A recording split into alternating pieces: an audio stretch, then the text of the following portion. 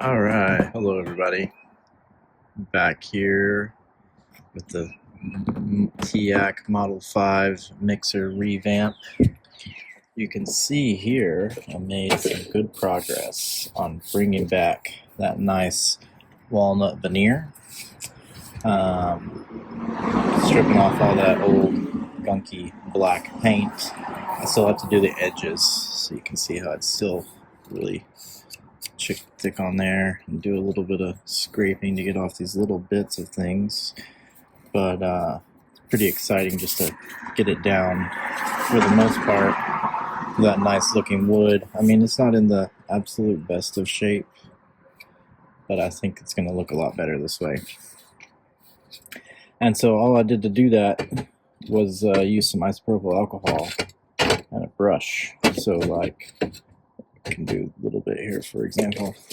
I didn't want to do the soap and water like I did on the metal panels because I was afraid that the water would, sit in for too long and mess up the veneer itself. So alcohol, evaporates really quickly, won't cause the particle board underneath to swell. That was my hope, and so far it seems to have been true. Yeah, let's see. And then I just kind of wipe it off. You can see just that little bit already removed a huge amount. So it goes pretty quick. I mean, it's messy, splattery. See, I just splattered stuff all over my metal panels, which is okay because you just kind of hit it with a little bit of the isopropyl again and it softens right back up.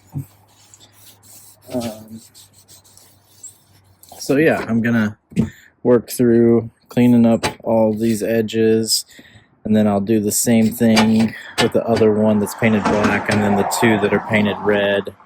The red paint on here came off easier, so I'm hopeful that the red ones of this will also be easier. And then this is what I'm doing to get the metal looking nicer. You can see this is not a reflection. This is actually, metal is yellowed. Again, I think this is probably in some kind of smoking environment. This doesn't matter too much because it's ultimately covered by the side panels, but I want to try to clean up this bits here where you can see, because this is visible. And then I'll also just kind of buff up the edges a little, try to get it a little shinier, looking nicer. I don't even know if this discoloration can really totally be gotten rid of, but we could try.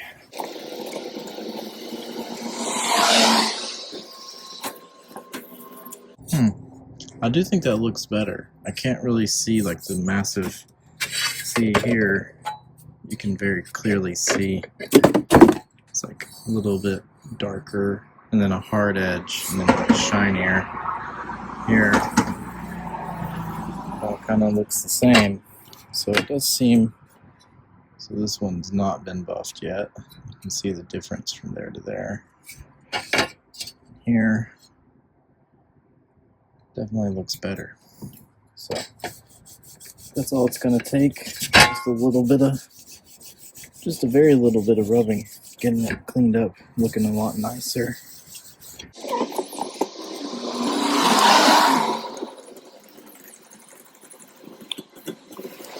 Definitely a big difference there. I mean, it's still got some gouges and it's not going to be perfect.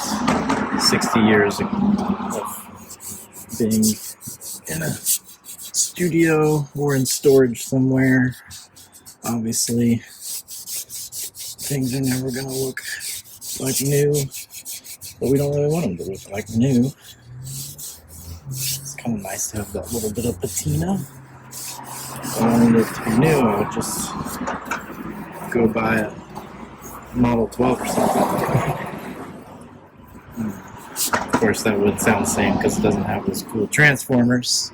Okay, I think that's about what's going to be looking good here.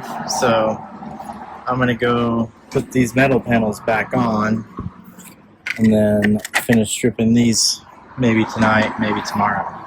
Welcome back. I'm here with my first phase of getting my Teac studio mixer all up and running. I think I've completed my first goal, which was to get the main mixing board really cleaned up and working nicely.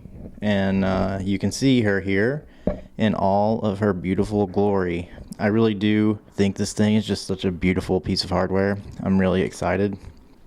I did record a no input mixing video with it on my other channel.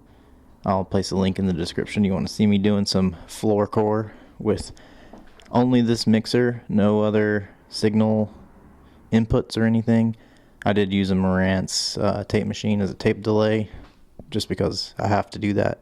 It's part of me. Anyway, yeah, so I've used, if you've watched all the previous videos, you've seen I pulled everything apart, cleaned everything, soaked all these knobs. Sorry. I forgot. You're hearing me through the mixer. You can see the view meter bouncing there whenever I talk. So when I just slid the knob, I made myself silent unintentionally.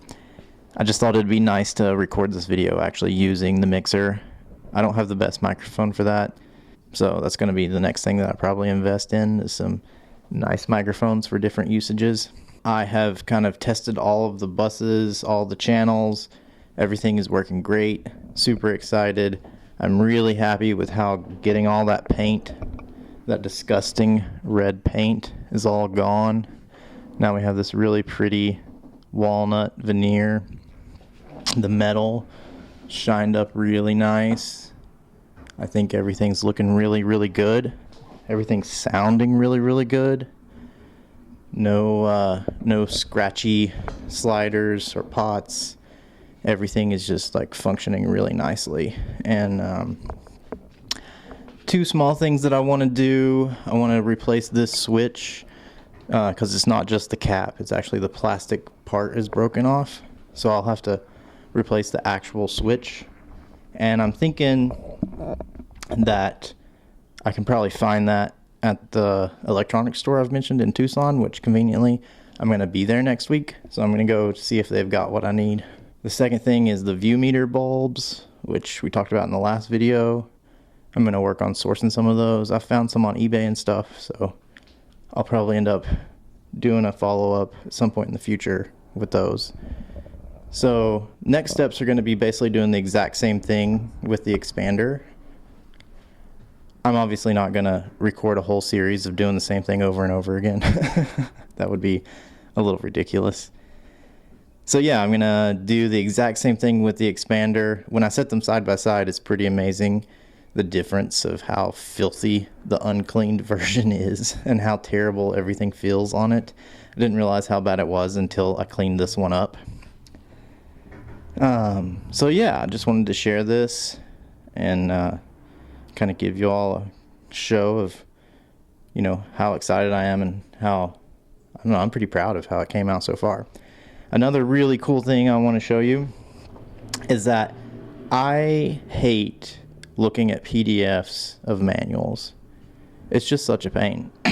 I stare at a screen all day, writing code for work, editing videos, which I know I don't do a very good job of, and then staring at tiny bad scans on the screen when I'm trying to like go through and work on something. Not great. So I did this. I found the manual online, which I've been using. It's not the greatest scan, but it does have everything, and it's pretty nice and easy to read. And I had it printed at a local print shop, spiral bound, so it can lay flat, so I can lay it out flat on the table, flip through while I'm working on things. It has full-on test instructions for every portion of the board. I'll probably go through like a real detailed test, make sure everything's properly calibrated. Because one thing I have noticed is that the VU meters are not quite even. And so I'm thinking by going through these every specific little test, I can probably resolve that. And so pretty excited to have this little printout. It's a whole almost 100-page book. It has really neat things, like you saw those kind of flow charts.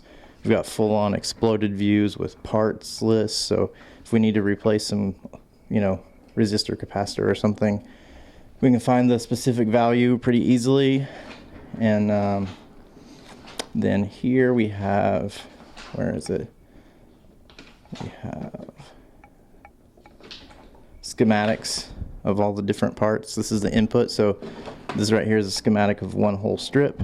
This is the submaster, so that would be one of the buses, and then there's a one for the master and one for the talkback circuit and the power supply. So that's pretty neat to have the whole schematic here. So yeah, one thing that I did notice looking through this schematic that I had misunderstood, and it's going to affect the way that I patch this into my system later, is that I expected that the inserts would be pre-EQ and pre-fader, so basically inserts directly after the preamp but before everything else, and discovering that that is not the case. When I look through this schematic, it's going to be kind of hard for me to point here because I don't have enough hands. Yeah, so we have our mic coming in, we have our attenuation switch, our input transformer that converts that balanced signal into a line level signal.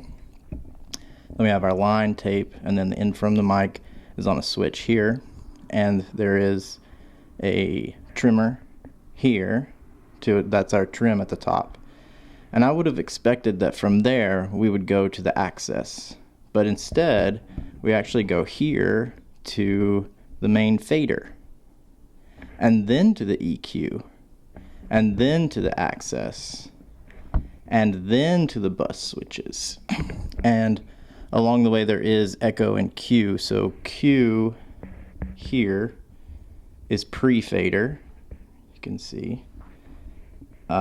Echo is here post insert, and then we have our bus switches and then out to the bus mixer. So that it doesn't quite, the signal flow is not quite what you would think when you look at it here, because it's actually signal in, fader, all of this. I'm not a huge fan of that, because I was hoping to be able to run the inserts out to my recorder or my tape machine and record just the plain signal as it comes in, and then play it back into the channel strip so I can affect EQ and things like that in real time. Now that said, looking at this schematic, I should be able to actually rewire it to do that. So that might be maybe the topic of another video, maybe the next one.